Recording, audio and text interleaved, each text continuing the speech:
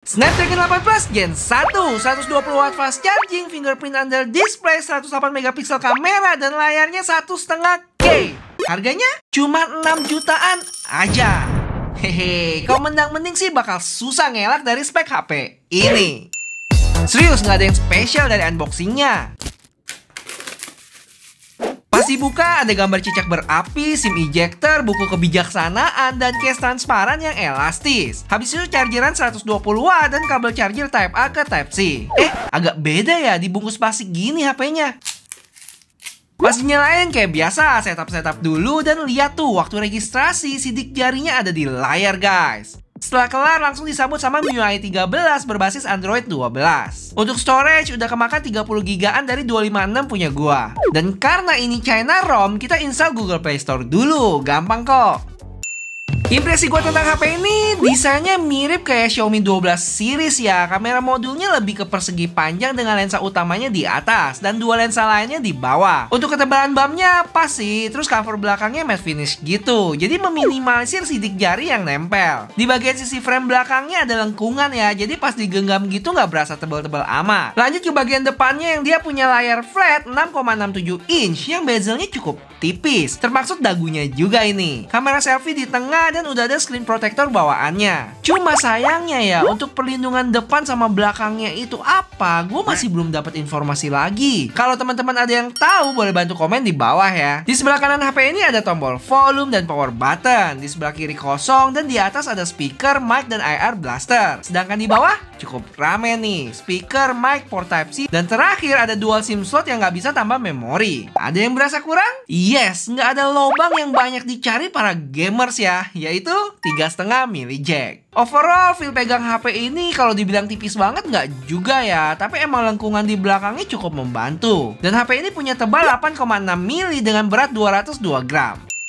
Lanjut kita ke spesifikasinya. Mulai dari layarnya yang punya ukuran 6,67 inch OLED dengan resolusi 1,5K. Kenapa nggak langsung 2K aja, Bang? Jadi kemarin Bapak Leijun nih, dia ngomong sendiri loh, kalau emang beneran butuh layar 2K, kalian bisa sikat Redmi K50 atau K50 Pro. Tapi kalau butuh konsumsi daya yang lebih hemat dengan resolusi yang lebih baik dari Full HD, 1,5K ini pilihan yang tepat. Bisa dilihat nih, grafik konsumsi dayanya yang 1,5K ini lebih mendekati Full HD ya dibanding 2K-nya. Habis itu dia punya refresh rate 120Hz, 480 touch sampling, Dolby Vision, dan lainnya. Untuk performance, ini yang menarik, the latest, greatest, dan mantepest Snapdragon 8 Plus Gen 1.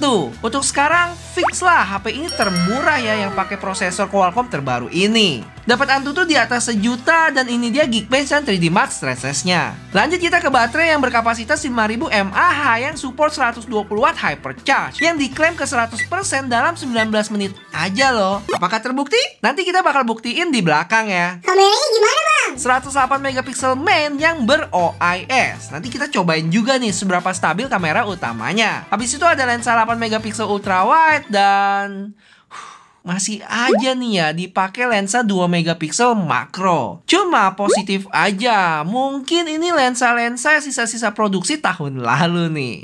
Canda Xiaomi. Oh ya, untuk kamera depannya dia 20 megapiksel. Untuk spek lainnya, ini HP 5G ya, stereo speaker, in-display fingerprint yang unlocknya standar sih. Dibilang cepat banget enggak, dibilang lambat juga enggak. Habis itu ada sertifikat IP53 dan lain sebagainya. Oke, setelah tahu speknya, gue mau memanggil teman-teman mendingers nih. BTW nggak ada salahnya loh ya jadi mendingers. Gue juga suka gitu kok. Nah, kira-kira masih ada yang kurang nggak ya spesifikasi HP ini nih dengan asumsi harga di 6 jutaan? Ditunggu komennya teman-teman semua ya.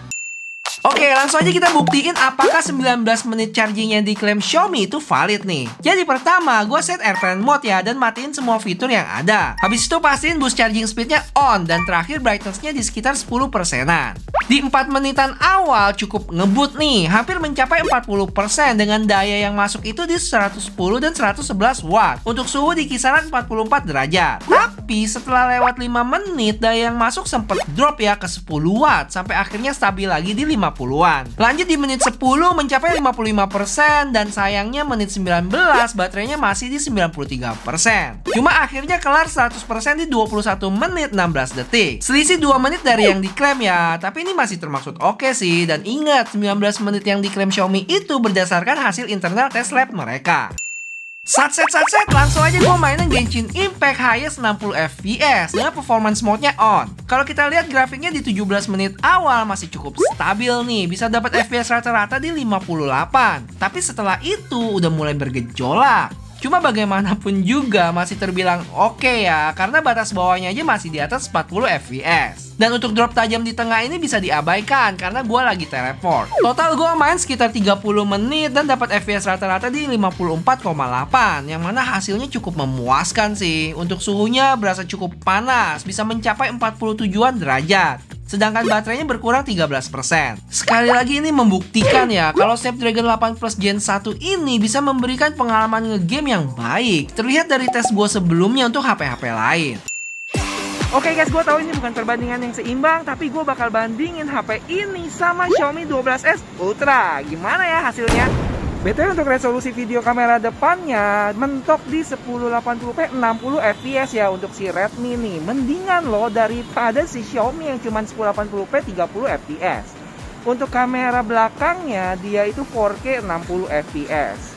Dan di sini terlihat malah Redmi lebih baik ya untuk kamera depannya di sini. Kalian bisa lihat gedung-gedungnya itu masih lebih mending di si Redmi nih.